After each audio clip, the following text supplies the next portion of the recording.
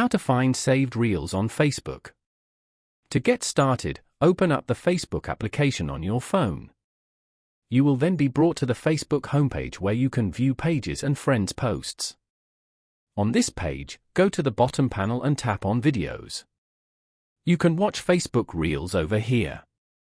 If you want to save any video from here, then tap on the three dots at the bottom right corner.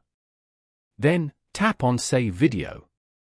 Here, select where you want to save the video in Facebook.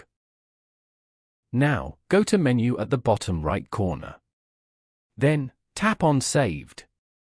Here, you can find all your saved reels, posts, collections, and more.